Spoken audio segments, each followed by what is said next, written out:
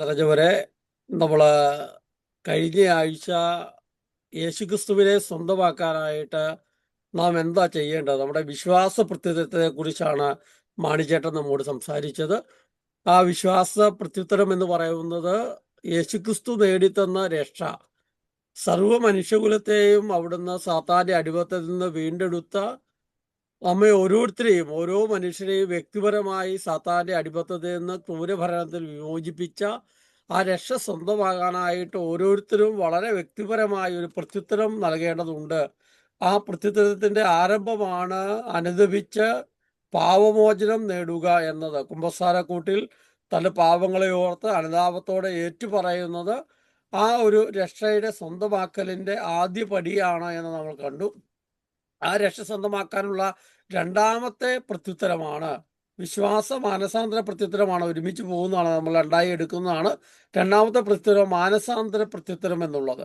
അപ്പം വിശ്വാസം എന്ന് പറയുന്നത് നമ്മുടെ പാപങ്ങളെ കണ്ടെത്തി നമ്മൾ ചെയ്തു പോയ എല്ലാ പാപങ്ങളെയും തെറ്റുകളെയും ഓർത്ത് അനുതാപത്തോടെ പാപമോചനത്തിനായി ദൈവസന്നിധിയിൽ അണഞ്ഞ് അത് കുമ്പസാരത്തിൽ ഏറ്റുപറയുന്നതിലൂടെ യേശുക്രിസ്തു കാൽവരി മലയിൽ നമുക്കായി നേടിത്തന്ന ആ രക്ഷ സ്വന്തമാക്കാനായിട്ട് നമുക്ക് സാധ്യമാകും. വളരെ വ്യക്തിപരമായ അനുഭവമായി ക്രിസ്തുവിന്റെ രക്ഷ നമുക്ക് അനുദിനം മാറാനായിട്ട് ഇടയാകുമെന്നാണ് നമ്മൾ കണ്ടത്.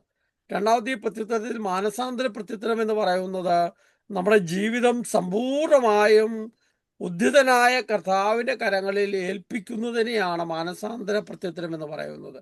അതിനെക്കുറിച്ചാണ് നമ്മൾ ഈ ആഴ്ചയിൽ നമ്മളൊന്ന് ധ്യാനിക്കാനായിട്ട് ചിന്തിക്കാനായിട്ട് പോകുന്നത്. രക്ഷ സ്വന്തമാക്കാൻ മാനസാന്തരപ്പെട്ട് ഈശോയെ എൻ്റെ ഹൃദയത്തിൽ രക്ഷകനും കർത്താവുമായി സ്വീകരിച്ച് അതിരം കൊണ്ട് ഏറ്റു പറഞ്ഞാൽ മതി. ഇപ്പൊ യേശുക്രിസ്തുവിന്റെ രക്ഷ സ്വന്തമാക്കണമെങ്കിൽ ഓരോ വ്യക്തിയും വ്യക്തിപരമായി ഒരു മാനസാന്തരത്തിന്റെ അനുഭവത്തിലൂടെ കടന്നു പോകണം.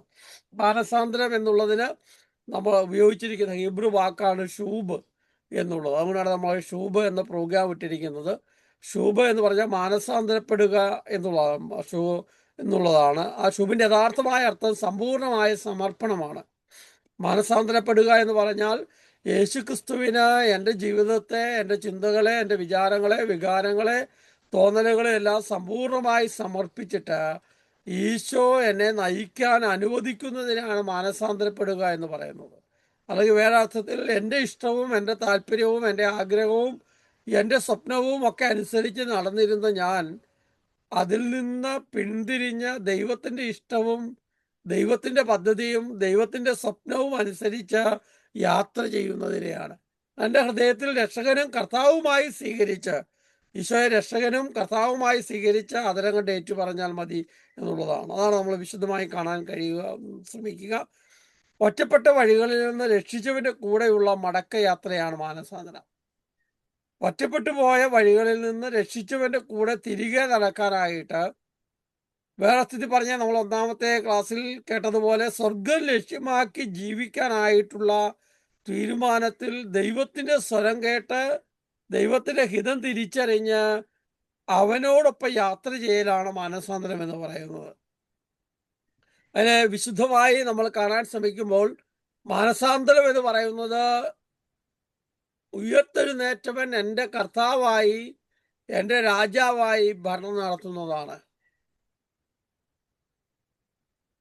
വിശ്വാസം എന്ന് പറയുന്നത് ദൈവം നമ്മോട് പറഞ്ഞ കാര്യങ്ങൾ, ദൈവവചനം, അത് കേട്ട് അതനുസരിച്ച് ആഴമായ അനുതാപത്തിലൂടെ, പാപബോധത്തിലൂടെ നമ്മുടെ ജീവിതത്തെ ഏറ്റുപറഞ്ഞ് അനുതാപത്തിന്റെ കൂടാരത്തെങ്കിൽ സമ്പൂർണമായി സമർപ്പിക്കുന്നതാണ് വിശ്വാസ പ്രത്യുത്തരം എന്ന് നമ്മൾ കണ്ടു. അല്ലെങ്കിൽ ധൂർത്തപുത്രൻ ദൈവത്തിന്റെ വാക്കുകൾ കേട്ട് ഓർത്ത് പിതാവിന്റെ പക്കലേക്ക് തിരിച്ചു വന്ന് എൻ്റെ പാപങ്ങളെ കുറിച്ച് ഞാൻ ഏറ്റുപറയും, ഞാൻ തെറ്റ് ചെയ്തു പോയി എന്നുള്ള അവന്റെ ഒരു തീരുമാനം, അവന്റെ ഒരു തിരിച്ചു വരവിനെയാണ് വിശ്വാസ പ്രത്യുത്തരം എന്ന് പറയുന്നതെങ്കിൽ, മാനസാന്തരം എന്ന് പറയുന്നത് ധൂർത്തപുത്രൻ പറയുന്നുണ്ട്, അവിടുത്തെ ഭവനത്തിൽ ദാസന്മാർ, ഭൃത്യന്മാർ എത്ര സുഭിക്ഷമായാണ് കഴിയുന്നത്, എന്നെയും അവിടുത്തെ ഒരു ഭൃത്യനായി കരുതിയാൽ മതി, അവിടുത്തെ പക്കലേക്ക് ഞാൻ തിരിച്ചു വരികയാണ്. അപ്പം സമ്പൂർണമായി അവൻ പിതാവിൻ്റെ ഒരു ഭൃത്യനായി കരുതിയാൽ മതി എന്ന് പറഞ്ഞ് സമ്പൂർണമായി തന്നെ സമർപ്പിക്കുന്ന, തന്നെ തന്നെ പിതാവിനെ ഏൽപ്പിച്ചു കൊടുക്കുന്ന, പിതാവിന് ഭരണം നടത്താനായി തന്നെ തന്നെ അനുവദിക്കുന്നതിനെയാണ് മാനസാന്തരം എന്ന് പറയുന്നത്. ഇപ്പൊ ഉയർത്തെഴുന്നേറ്റ കർത്താവ് എന്ന് പറയുന്നത് അതുകൊണ്ടാണ് ഉദ്ധിതനായവൻ, എല്ലാ പാപത്തിന്റെ കടവും വീട്ടി നമ്മുടെ കർത്താവായി തീർന്നവൻ, നമ്മുടെ ജീവിതത്തിന്റെ രാജാവായി ഭരണം നടത്തുന്നവനാണ്. പഴയ നിയമത്തില് രാജാവ് തെരഞ്ഞെടുക്കാൻ ഇസ്രായേൽ ജനത ദൈവത്തിന് മുമ്പിൽ മുറവിളി കൂട്ടുമ്പോൾ സാമുവേൽ പ്രവാചകൻ പറയുന്നുണ്ട്, നമുക്കൊരു രാജാവേ ഉള്ളൂ, അത് ദൈവമാണ്. മനുഷ്യരെ രാജാവായി തെരഞ്ഞെടുക്കാൻ ദൈവം ആഗ്രഹിക്കുന്നില്ല. അപ്പോൾ ജനം പറയുന്നുണ്ട്, അയൽവക്കത്തെല്ലാം രാജാവുണ്ട്, അതുകൊണ്ട് ഞങ്ങൾക്കും ഞങ്ങളെ നയിക്കാൻ ഭരിക്കാൻ ഒരു രാജാവ് വേണമെന്ന്. അങ്ങനെ ആദ്യ രാജാവിനെ തെരഞ്ഞെടുക്കുമ്പോൾ ആ തൈല അഭിഷേകത്താൽ രാജാവിനെ അഭിഷേകം ചെയ്യുമ്പോൾ ദൈവത്തിൻ്റെ അടിമയായി, ദൈവത്തിൻ്റെ വാക്കനുസരിക്കുന്നവനായി, ദൈവത്തിൻ്റെ ഹിതം നിറവേറ്റുന്നവനായിട്ടാണ് രാജാവായി തെരഞ്ഞെടുക്കുന്നത്. രാജാവ് പിന്നെ അവന് വ്യക്തിപരമായി യാതൊരു തീരുമാനവുമില്ല, ദൈവം പറയുന്ന കാര്യം കേട്ട് അതനുസരിച്ച് പ്രവർത്തിക്കുക, ദൈവത്തെ ആരാധിക്കുക, ദൈവത്തെ ആരാധിക്കാൻ, ദൈവത്തെ സ്തുതിക്കാൻ, ദൈവത്തോടൊപ്പം നടക്കാൻ പഠിപ്പിക്കുക, ദൈവത്തിന് ആരാധനാലയം പണിയുക, ഇതൊക്കെയാണ് രാജാവിൻ്റെ ഉത്തരവാദിത്വം. രാജാവ് ദൈവത്തിൻ്റെ നീതി നടപ്പാക്കുക, ദൈവനീതിയിൽ കൊണ്ടുപോകുക. അപ്പൊ മാനസാന്തരം എന്ന് പറയുന്നത് ഉദ്ധിതനായ കർത്താവ് നമ്മുടെ ജീവിതത്തിൽ ഭരണം നടത്തുന്നതാണ് എന്നുള്ള വലിയ തിരിച്ചറിവ് നമുക്കുണ്ടാവുക എന്നുള്ളതാണ്. കത്തോലിക്ക സഭയുടെ മതബോധന ഗ്രന്ഥം 143 നമ്പർ നമ്മൾ വായിക്കുമ്പോൾ ഇപ്രകാരം നമുക്ക് കാണാൻ കഴിയും. അനുതപിച്ച് പാപമോചനം നേടിയ മനുഷ്യൻ, അതായത് കുമ്പസാരക്കൂട്ടിലേക്ക് വന്ന് ആഴമായ അനുതാപത്തോടെ പാപബോധത്തോടെ അനുതപിച്ച് പാപമോചനം നേടിയ മനുഷ്യൻ തൻ്റെ ബുദ്ധിയെയും മനസ്സിനെയും തനിക്കുള്ള സകലതും പൂർണ്ണമായും ദൈവത്തിന് സമർപ്പിക്കുന്നു.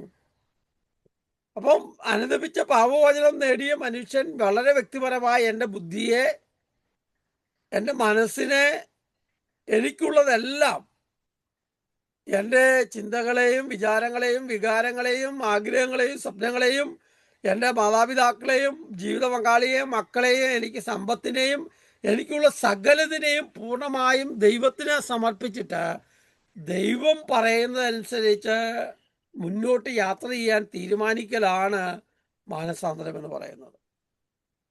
സ്വയം വെളിപ്പെടുത്തുന്ന ദൈവത്തിന് മനുഷ്യൻ തൻ്റെ അസ്തിത്വം മുഴുവൻ സമർപ്പിച്ചുകൊണ്ട് പ്രത്യുത്തരം നൽകുകയാണ്. അപ്പൊ ദൈവത്തിന് മനുഷ്യൻ നാം നൽകുന്ന പ്രത്യുത്തരമാണ് നമ്മുടെ സമ്പൂർണമായ സമർപ്പണം. അതിന് ചെറിയൊരു വശമാണ് നമ്മൾ ദശാംശം കൊടുക്കുന്നത്, ദേവാലയത്തിൽ കാഴ്ചവെക്കുന്നത്, അല്ലെങ്കിൽ ദേവാലയത്തിൽ അടിമ വെക്കുന്നത്, ഒക്കെ ആ ദൈവത്തിന് സമ്പൂർണമായി സമർപ്പിക്കുന്നതിൻ്റെ ചെറിയ പ്രതീകം മാത്രമാണ്. നമ്മുടെയൊക്കെ ജീവിതത്തിൽ നമുക്കുള്ളതെല്ലാം ദൈവത്തിന് സമ്പൂർണമായി ഭരമേൽപ്പിച്ച് ദൈവം പറയുന്നതനുസരിച്ചാണോ നാം ജീവിക്കുന്നത്, നാം ചിന്തിക്കുന്നത്, നാം മുന്നോട്ട് പോകുന്നത്? അല്ല എന്ന് പലപ്പോഴും നമ്മൾ കണ്ടെത്തേണ്ടതായിട്ട് വരും. മാനസാന്തരം എന്ന് പറയുന്നത് അതൊരു വിശ്വാസവും മാനസാന്തരം ഓൺഗോയിങ് പ്രോസസ്സാണ്. ജീവിത അവസാനം വരെ തുടരേണ്ട ഒരു പ്രക്രിയയാണ്.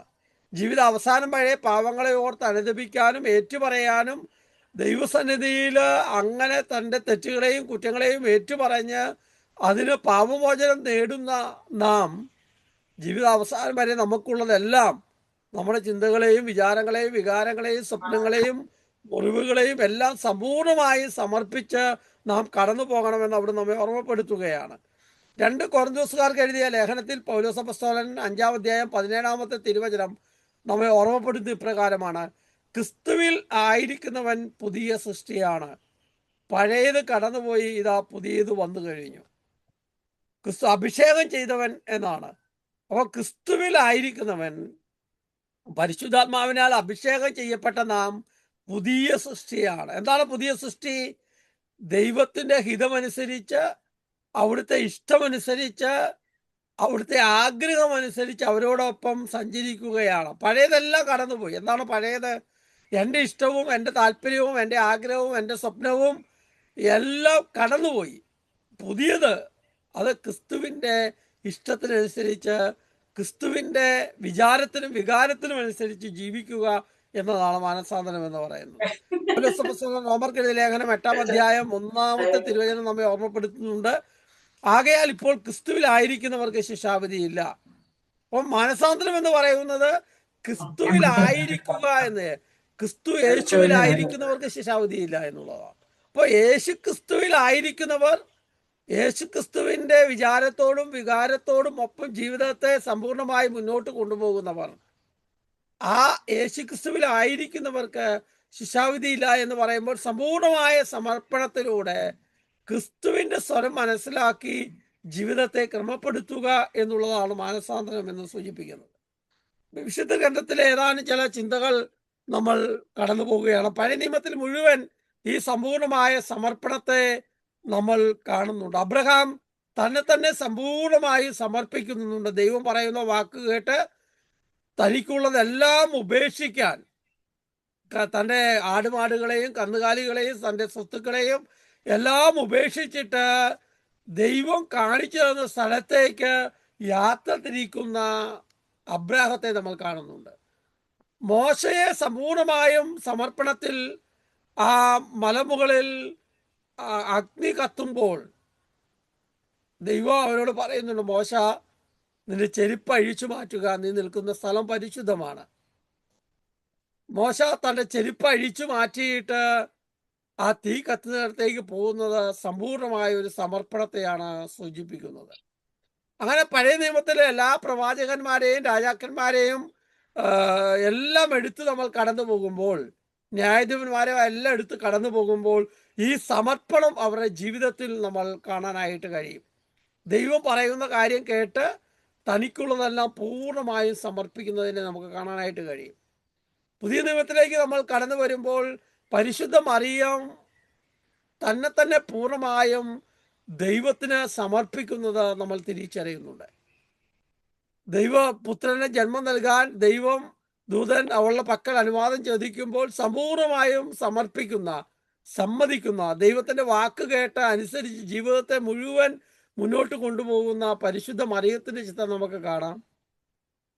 ഗർഭിണിയായ മറിയത്തെ ഉപേക്ഷിക്കാൻ തീരുമാനിക്കുമ്പോൾ ദൈവത്തിന്റെ വാക്ക് കേട്ട് സമ്പൂർണമായും ദൈവത്തിന്റെ വാക്കിനനുസൃതമായി ജീവിക്കുന്ന, അമ്മയെയും കുഞ്ഞിനെയും കൂട്ടി ഈജിപ്തിലേക്ക് പലായനം ചെയ്യുന്ന, തിരിച്ചു വരുന്ന, അവരെ വളർത്തുന്ന യൗസപിതാവിന്റെ ചിത്രം ഈ സമ്പൂർണമായ സമർപ്പണത്തിന്റെ ഒരു ചിത്രമായി വിശുദ്ധ ഗ്രന്ഥം നമ്മുടെ മുമ്പിൽ അവതരിപ്പിക്കുന്നുണ്ട്. ദൈവം പറയുന്ന കാര്യം കേട്ട് അതനുസരിച്ച് ജീവിതത്തെ രൂപപ്പെടുത്തുക എന്നുള്ളതാണ്. പഴയ നിയമത്തിൽ സക്കൈവൂസിനെ നമ്മൾ കാണുന്നുണ്ട്.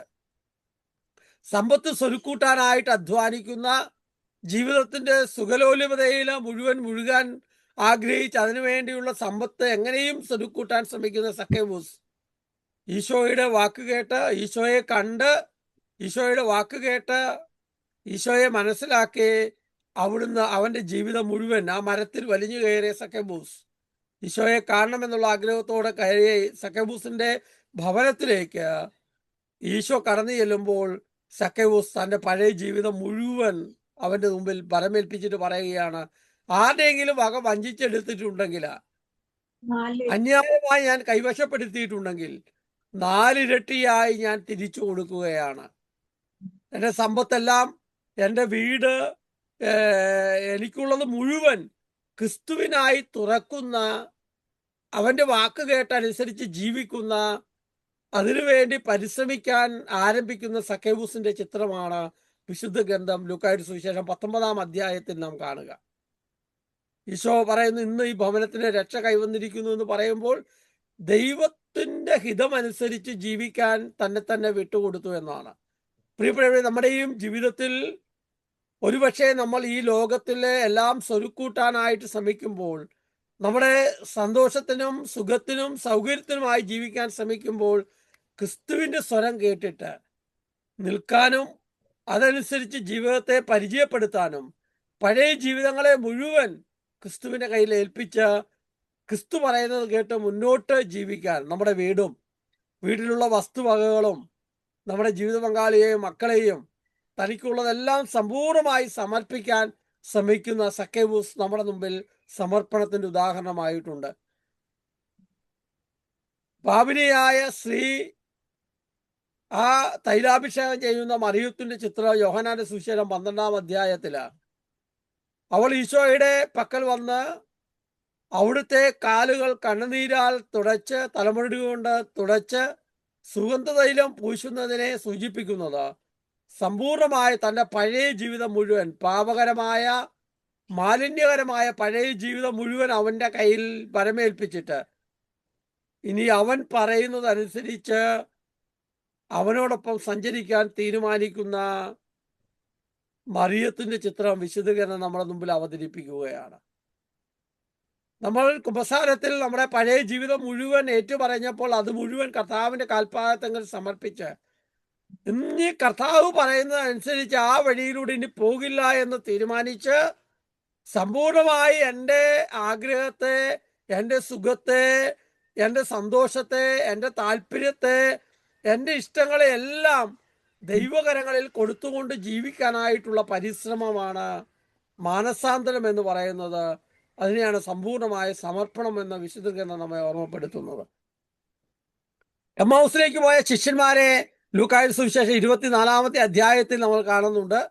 മ്ലാനമതരായി, ദുഃഖിതരായി അവർ രാത്രിയാകുന്നതിന് മുൻപ് വീട്ടിലെത്താൻ വേണ്ടി പോയ ആ ശിഷ്യന്മാരോടൊപ്പം ഉദ്ധിതനായ കർത്താവ് സഞ്ചരിക്കുകയാണ്. ആ ഉദ്ധിതനായ കർത്താവ് അവരോട് സംസാരിക്കുകയാണ്.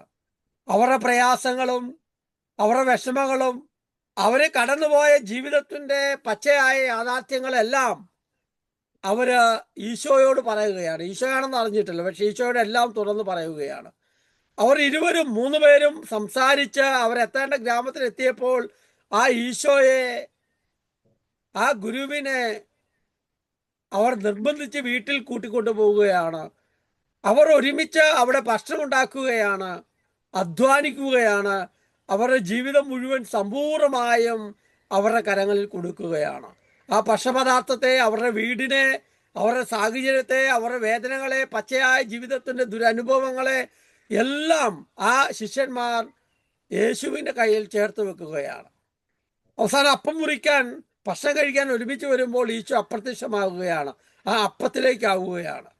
ആ ദിവ്യകാരുണ്യമായി അവിടുന്ന് മാറുകയാണ്. ആ രാത്രി തന്നെ അവർ തിരിച്ച് ജെറുസലേമിലേക്ക് യാത്ര ചെയ്തു എന്ന് തിരുവചനം സൂചിപ്പിക്കുമ്പോൾ ഭയവിഹ്വലരായിരുന്ന, മ്ലാനമതരായിരുന്ന, ദുഃഖിതരായിരുന്ന, എല്ലാ പ്രതിസന്ധികളിലൂടെയും കടന്നുപോയ അവർ തങ്ങളുടെ ജീവിതത്തെ ക്രിസ്തുവിന് കൊടുത്തിട്ട് ആ ക്രിസ്തുവിൻ്റെ വാക്കനുസരിച്ച് അവർ ജീവിതത്തെ പുനർക്രമീകരണം നടത്തുന്നത് നമ്മൾ കാണുന്നുണ്ട്. പ്രിയപ്പെട്ടവരെ, നമ്മളോട് ഓർമ്മപ്പെടുത്തുന്നത് നമ്മുടെ ജീവിതത്തിന്റെ ദുഃഖങ്ങളും അനന്തര ജീവിതത്തിന്റെ പ്രയാസങ്ങളും സങ്കടങ്ങളും. ഒരുപക്ഷെ ഇപ്പോൾ നമ്മൾ ഈ രാത്രി നിങ്ങൾ അമേരിക്കയിലായിരിക്കുന്ന സമയത്ത് നിങ്ങളുടെ ജീവിതത്തിൽ കടന്നുപോയ പ്രയാസങ്ങളെയും ദുഃഖങ്ങളെയും നൊമ്പരങ്ങളെയും ഒരുപക്ഷെ ഇന്നുണ്ടായിട്ടുള്ള മുറിവുകളെയും ഇന്നുണ്ടായിട്ടുള്ള എല്ലാ മ്ലാനവതമായ അനുഭവങ്ങളെയും നമ്മുടെ ഭവനത്തിന്റെ എല്ലാറ്റിനെയും കർത്താവിൻ്റെ കയ്യിൽ കൊടുത്തിട്ട് അവിടുന്ന് പറയുന്നത് കേട്ട് മുന്നോട്ട് നീങ്ങാൻ തീരുമാനിക്കുന്ന സമ്പൂർണമായ സമർപ്പണത്തെ ക്രിസ്തു നമ്മുടെ ജീവിതത്തിൽ സൂചിപ്പിക്കുന്നുണ്ട്. വീണ്ടും യോഹന്നാന്റെ സുവിശേഷം 21-ാമത്തെ അധ്യായത്തില് അപ്പസ്തോലന്മാരെല്ലാം തൻ്റെ പഴയ പണിക്ക്, മീൻ പിടിക്കാനായിട്ട് പഴയ ജീവിതത്തിലേക്ക്, പഴയ ജീവിതക്രമത്തിലേക്ക് തിരിച്ചു പോകുമ്പോൾ ഒന്നും കിട്ടാതെ രാത്രി മുഴുവൻ അധ്വാനിച്ച് നിൽക്കുന്ന അവരുടെ പക്കൽ ക്രിസ്തു വന്നിട്ട് പറയുകയാണ്, ഉദ്ധിതനായ കർത്താവ് വന്നിട്ട് പറയുകയാണ്, വള്ളത്തിൻ്റെ വലതുവശത്ത് വലയിറക്കുക.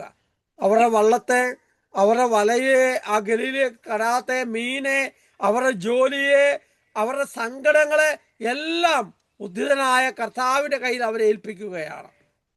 കർത്താവ് പറയുന്നതനുസരിച്ച് വള്ളത്തിന് വലതുവശത്ത് അവർ മീനിട്ടു. ഞാൻ പലപ്പോഴും ചിന്തിക്കാറുണ്ട്, രാത്രി മുഴുവൻ എവിടെയൊക്കെ വല ഇട്ടിട്ടുണ്ടാവും? എല്ലാ സ്ഥലത്തും വലയിട്ടു. ഒന്നും കിട്ടാതെ നിൽക്കുമ്പോൾ, ഒന്നുമില്ലാതെ പരാജയപ്പെട്ട് നിൽക്കുമ്പോൾ മീൻ പേടിക്കാൻ വന്ന ഒരു ചെറുപ്പക്കാരൻ പറയുന്നത്, കേൾക്കാൻ മാത്രം ഹൃദയത്തിൻ്റെ തുറവി നമുക്കുണ്ടോ? പക്ഷെ അപ്പസ്തോലന്മാര് ആ കർത്താവ് പറഞ്ഞത് കേട്ടു. വള്ളത്തിന്റെ വലതുവശത്ത് വലയിടുക, മീൻ കിട്ടുമെന്ന് പറഞ്ഞത് അവർ കേട്ടു. അവർ അനുസരിച്ചു. വള്ളത്തിന്റെ വലതുവശത്ത് അവർ വലയിട്ടു. മീൻ കിട്ടിയപ്പോൾ പത്രോസ് പറഞ്ഞു, ഇത് കർത്താവാണ്, അവന് മാത്രമേ ഇങ്ങനത്തെ കാര്യം ചെയ്യാൻ കഴിയൂ. ഉടനെ അവൻ പുറങ്കുപായം പുറത്തെറിഞ്ഞ് അവൻ കടലിൽ നീന്തി കർത്താവിന്റെ പക്കൽ വരുന്നുണ്ട്. പ്രിയപ്പെട്ടവർ, സമ്പൂർണമായും തന്നെ തന്നെ സമർപ്പിക്കുന്ന പത്രോസിനെയും കൂട്ടരെയും നമ്മൾ കാണുന്നുണ്ട്. അതൊരു മാനസാന്തരമാണ്, ഒരു തിരിച്ചുവരവാണ്. ജീവിതത്തെ മുഴുവൻ കർത്താവിന്റെ ഗുരുവിന്റെ കയ്യിൽ കൊടുത്ത അവൻ പറയുന്നത് കേട്ട് ജീവിതത്തെ മുന്നോട്ട് കൊണ്ടുപോവുകയാണ്. പിന്നീട് ഒരിക്കലും തിരിച്ചു പോകുന്നതായിട്ട് ഈ അപ്പസ്തലന്മാരെ പഴയ ജീവിതത്തിലേക്ക് തിരിച്ചു പോകുന്നതായിട്ട് കാണുന്നില്ല. അവിടെ ക്രിസ്തു നമ്മെ ഓർമ്മപ്പെടുത്തും, വിശുദ്ധ ഗ്രന്ഥം നമ്മെ ഓർമ്മപ്പെടുത്തുന്നത് നിരന്തരമായൊരു സമർപ്പണത്തിന്റെ ജീവിതം ഉണ്ടാവണം. കർത്താവിന്റെ സ്വരം കേൾക്കുന്ന കാതുകളും കർത്താവിനെ കാണുന്ന കണ്ണുകളും കർത്താവിന്റെ ഹൃദയത്തിന്റെ അഭിലാഷങ്ങൾ തിരിച്ചറിയുന്ന ഹൃദയവും കർത്താവ് നടക്കാൻ പറയുന്ന വഴിയിലൂടെ നടക്കുന്ന കാൽപാദങ്ങളെയും കർത്താവിന് സമ്പൂർണമായി നമ്മുടെ ജീവിതത്തിന്റെ എല്ലാ മേഖലകളെയും ചിന്തകളെയും വിചാരങ്ങളെയും വികാരങ്ങളെയും എല്ലാം സമർപ്പിക്കുന്ന ഒരു ക്രിസ്തു ശിഷ്യനായി നാം മാറുമ്പോഴാണ് യഥാർത്ഥത്തിലുള്ള മാനസാന്തരത്തിലേക്ക് നാം നടക്കുക എന്ന് അവിടെ നമ്മെ ഓർമ്മപ്പെടുത്തുകയാണ്. വീണ്ടും നമ്മുടെയൊക്കെ പൂർവ്വപിതാവായ തോമസ്, ഉയർത്തെഴുന്നേറ്റ കർത്താവ് അവിടെ വരുമ്പോൾ കർത്താവിനെ കാണാൻ കഴിഞ്ഞില്ല, താനുള്ള സമയത്ത് വന്നില്ല. തോമസിന്റെ സംശയം പറയുന്നുണ്ട്. തോമസിന്റെ അടുത്ത് കർത്താവ് പ്രത്യക്ഷപ്പെട്ടിട്ട് പറയുകയാണ്, തോമസ് നീ വാ, നിന്റെ വിരലുകൾ എൻ്റെ വിലാപപ്പുറത്തിടുക, നിന്റെ കണ്ണുകൾ കൊണ്ട് നീ എന്നെ കാണുക, അവിശ്വാസിയാകാതെ വിശ്വാസിയാവുക. അപ്പോൾ തോമസിന്റെ സംശയം, അവിടുത്തെ ശരീരം, വിരലുകൾ, അവിടുത്തെ കണ്ണുകൾ, അവിടുത്തെ അവിശ്വാസം എല്ലാം കർത്താവിൻ്റെ മുമ്പിൽ ബലമേൽപ്പിച്ചിട്ട് എൻ്റെ കർത്താവേ, എൻ്റെ ദൈവമേ എന്ന് പറയുന്ന തോമാശ്ലീഹായുടെ ചിത്രം യോഹന്നാന്റെ സുവിശേഷം 20:24 നമ്മൾ വായിക്കുന്നുണ്ട്. തോമാശ്ലീഹ തന്നെ തന്നെ സമ്പൂർണമായും സമർപ്പിക്കുകയാണ്, തൻ്റെ ജീവിതത്തെ മുഴുവൻ ഏൽപ്പിക്കുകയാണ്. ഉദ്ധിതനായ കർത്താവിൻ്റെ കാര്യങ്ങളിൽ ഏൽപ്പിക്കുന്ന ചിത്രമാണ് നമ്മൾ അവിടെ കാണുക. വീണ്ടും സാവൂളിന്റെ മാനസാന്തരത്തെക്കുറിച്ച് വിശുദ്ധ ഗ്രന്ഥം പറയുമ്പോൾ സാവൂൾ സമ്പൂർണമായും ഉദ്ധിതനായ കർത്താവിൻ്റെ പക്കൽ തന്നെ ബലമേൽപ്പിക്കുന്നുണ്ട്. കുതിരപ്പുറത്തുനിന്ന് അവൻ വീഴുന്നുണ്ട്. എന്നെ പീഡിപ്പിച്ചത് ആരാണെന്ന് ചോദിക്കുന്നുണ്ട്. നീ പീഡിപ്പിക്കുന്ന ക്രിസ്തുവാണ് ഞാനെന്ന് അവിടുന്ന് പറയുന്നുണ്ട്. ആ സ്വരം അവിടുന്ന് കേൾക്കുന്നു. തൻ്റെ അറിവും തൻ്റെ സ്വാധീനവും തൻ്റെ കഴിവും തനിക്കുള്ളതെല്ലാം അപ്പസ്തോലൻ അവിടെ സമർപ്പിക്കുന്നുണ്ട് സാവൂൾ. അങ്ങനെ സാവൂളിന്റെ ജീവിതം സമ്പൂർണമായും സമർപ്പണത്തിലേക്ക് കടന്നു പോകുന്ന നമ്മൾ കാണുന്നുണ്ട്. പ്രിയപ്പെട്ടവരെ, എന്തൊക്കെയാണ് നാം സമർപ്പിക്കേണ്ടത്? നമ്മുടെ ധന്യതകൾ, നമുക്കുള്ള എല്ലാ നന്മകളും നേട്ടങ്ങളും അനുഗ്രഹങ്ങളും ജീവിതവും ജീവനും കഴിവും ജോലിയും ബന്ധങ്ങളും അറിവുകളും സ്വപ്നങ്ങളും ധനവും പദ്ധതികളും, അങ്ങനെ നമുക്കുള്ള പോസിറ്റീവായിട്ടുള്ളതെല്ലാം കർത്താവിൻ്റെ കയ്യിൽ നിരന്തരം സമർപ്പിക്കണം. അടുത്ത് നെഗറ്റീവായിട്ടുള്ള കാര്യങ്ങളുണ്ട്. പാപങ്ങൾ, ആന്തരിക മുറിവുകൾ, രോഗങ്ങൾ, വേദനകൾ, ദുശീലങ്ങൾ, തഴക്കദോഷങ്ങൾ, ഇങ്ങനെയുള്ള എല്ലാം സമ്പൂർണമായി സമർപ്പിച്ചിട്ട് പ്രിയപ്പെട്ടവരെ, ഉദ്ധിതനായ കർത്താവിൻ്റെ കയ്യിൽ നമ്മെ തന്നെ പൂർണ്ണമായി സമർപ്പിക്കലാണ് മാനസാന്തരം എന്ന് പറയുന്നത്. പ്രിയപ്പെട്ടവരെ, വിശുദ്ധ കുർബാന, ദിവ്യകാരുണ്യം, അത് ഉയർത്തെഴുന്നേറ്റ കർത്താവിൻ്റെ യഥാർത്ഥ സാന്നിധ്യമാണ്. ആ ഉയർത്തെഴുന്നേറ്റ കർത്താവിന് സമ്പൂർണമായി നിരന്തരം സമർപ്പിക്കലാണ്, നിരന്തരം ഏൽപ്പിച്ചു കൊടുക്കലാണ്, നിരന്തരം അവൻ്റെ ഹിതം മനസ്സിലാക്കി മുന്നോട്ട് പോകാനുള്ള പരിശ്രമമാണ് പ്രിയപ്പെട്ടവരെ മാനസാന്തരം എന്ന് പറയുന്നത്. അപ്പോൾ യഥാർത്ഥത്തിൽ നമ്മുടെ ജീവിതം നിരന്തരമായ മാനസാന്തരത്തിലൂടെ കടന്നു പോകണമെങ്കിൽ പ്രിയപ്പെട്ടവരെ, വിശുദ്ധ കുർബാന, അനുദിന വിശുദ്ധ ബലി നമ്മെ വിശുദ്ധരാക്കുന്നു എന്നുള്ളതാണ്. ഞാൻ ഓർക്കുന്നത്, എൻ്റെ വ്യക്തിപരമായ ജീവിതത്തിൽ എൻ്റെ സ്വഭാവത്തെ, വ്യക്തിത്വത്തെ, ജീവിതത്തെ മുഴുവൻ രൂപപ്പെടുത്താൻ നിരന്തരം സഹായിക്കുന്നത് വിശുദ്ധ ബലി അർപ്പണമാണ്. നവീകരണം കഴിഞ്ഞ ആദ്യ നാളുകളിൽ 6 കിലോമീറ്റർ ദൂരെയുള്ള എൻ്റെ ഇടവപ്പള്ളിയിൽ 50 ദിവസം മുടങ്ങാതെ നടന്ന് വിശുദ്ധ കുർബാനയ്ക്ക് പോയത് ഞാൻ ഓർക്കുന്നുണ്ട്. ആ കുർബാന നമ്മുടെ ജീവിതത്തെ മുഴുവൻ മാറ്റും. ഈശോയുടെ തിരുശരീരവും തിരുരക്തവും അവൻ നമ്മുടെ ഉള്ളിൽ വരുമ്പോൾ, നമ്മളിൽ അലിഞ്ഞു ചേരുമ്പോൾ, അവൻ്റെ ഇഷ്ടവും പദ്ധതിയും തിരിച്ചറിഞ്ഞ്, അവൻ്റെ ഹിതം തിരിച്ചറിഞ്ഞ്, അവൻ്റെ പദ്ധതികൾ തിരിച്ചറിഞ്ഞ് ജീവിക്കാനായിട്ട് നമുക്ക് സാധ്യമാകും. ദിവ്യകാരുണ്യത്തിൻ്റെ സന്നിധിയിലുള്ള നമ്മുടെ സമയം ചെലവഴിക്കൽ, ദിവ്യകാരുണ്യ ആരാധന, ഉദ്ധിതനായ കർത്താവിനോടൊപ്പമുള്ള നമ്മുടെ ജീവിതം, പ്രിയപ്പെട്ടവരെ, നമ്മുടെ ജീവിതത്തെ മാനസാന്തരത്തിലേക്ക് കൊണ്ടുപോകാൻ കഴിയും. ഈ ഒരാഴ്ച കാലഘട്ടം നമ്മുടെ ജീവിതത്തെ പൂർണ്ണമായും കർത്താവിൻ്റെ കരങ്ങളിൽ, ഏറ്റവും ചെറുതെന്ന് കരുതുന്നത് പോലും അവിടുത്തെ തിരുമുമ്പിൽ ഏൽപ്പിച്ച അവിടുത്തെ ഹിതം തിരിച്ചറിഞ്ഞ് ജീവിക്കാനായിട്ടുള്ള കൃപയ്ക്കായി വിശുദ്ധ ബലിയർപ്പണത്തിലും ദിവ്യകാരുണ്യനാഥൻ്റെ പക്കലും നമുക്ക് പ്രാർത്ഥിച്ച് വലിയ അനുഗ്രഹത്തിനായിട്ട് പ്രാർത്ഥിക്കാം.